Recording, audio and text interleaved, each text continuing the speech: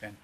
Just you mentioned the second pillar of your budget is building the foundations of the economy. Then you mentioned energy and industry. Should we expect any new policy measures in that area, or is this going to be mostly following through on election promises in those areas? Yeah, well, I don't want to preempt any additional announcements we might make in this area, but when it comes to the combination of the investments that we're making in Chris Bowen's, Madeleine King's, Ed Husick's and my portfolio, we already have a really substantial agenda when it comes to cleaner and cheaper energy, broader and more diverse industry.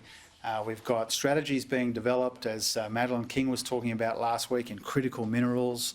I'm bringing investors together to invest in the transition, and particularly the transition to net zero. And so really right across the government, but particularly in those four portfolio areas and others, there is a substantial amount of policy work already happening.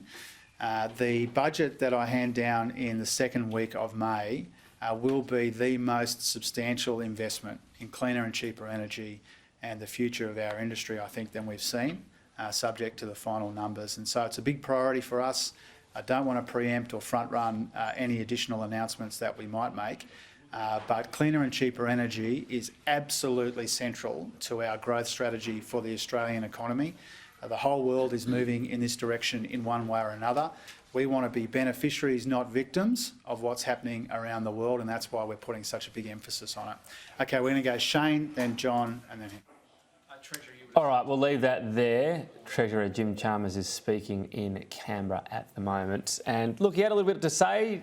Upcoming budget, I thought one of the interesting lines there he had to say was the centrepiece, or a centrepiece, I think they're meant to have one centrepiece, but it sounds like maybe two or three of them, will be assistance with energy bills. So no surprise there, they've been working things through with the states, there are different systems across the country, but this will be a key part of the budget. And part of that reason is there won't be still a lot of money to spend. Now, Labor made a virtue out of putting away most of the upward revisions in the budget. In other words, the fact that we've got really good prices for commodities and really low unemployment mean the budget is in a better position than previous predictions had. What do you do with that extra cash is always the question for each government. Labor last time put most of it towards the budget bottom line, in other words, helping out debt and deficit. Jim Chalmers says a similar approach will happen this time, but not to the same extent. And he said that was about the economic situation, that people are doing it tough, whilst also having to balance the fact that inflation is very high now. But you heard him say there, the inflation peak is past us. To what extent that will be the case, we'll find out in the next few months. He also mentioned the RBA review. So it has been handed to the government. We knew that. 51 recommendations, what he spoke about there.